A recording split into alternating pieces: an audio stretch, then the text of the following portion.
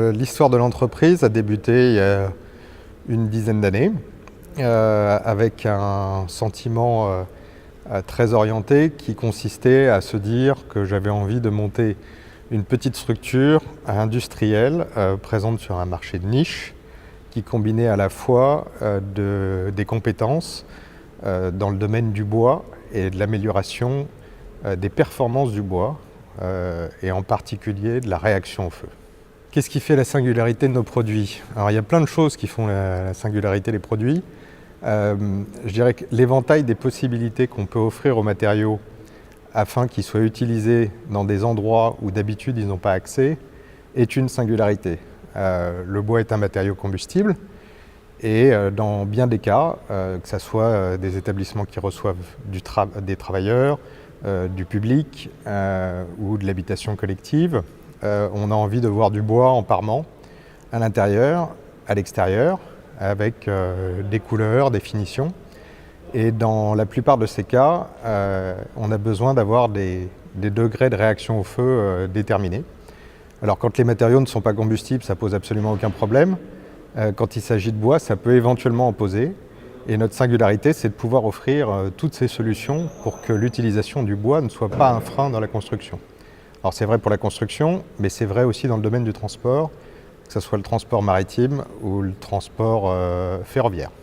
Des projets qui sont assez iconiques pour nous, il y en a un qui s'appelle la résidence Marguerite Duras. C'est un bâtiment sur lequel du bardage en Douglas, en faux clairvoie, a été posé. Ça a été notre première grosse réalisation pour des bois ignifugés à l'extérieur. Et donc c'est à la fois une référence et ça a été également un challenge pour nous parce que on était au début de notre expérience dans ce domaine et elle a été couronnée finalement de succès parce que le bâtiment vieillit très bien, il est exposé est, ouest, nord et sud, ce qui est relativement rare dans des bâtiments. Et on a à la fois conservé des apparences homogènes sur ces quatre façades et avec un produit qui satisfaisait en tout point les désirs de l'architecte et les contraintes de la réglementation. Ça, c'est un premier projet qu'on a trouvé bien, vraiment passionnant de A jusqu'à Z. Et après, d'autres projets, l'hôtel d'entreprise de la rue Binet qui est présenté ce soir, ça aussi, ça a été un beau challenge pour nous, notamment parce que le produit est issu d'une série d'essais qui n'était pas évidente pour allier toujours de la réaction au feu et des propriétés acoustiques.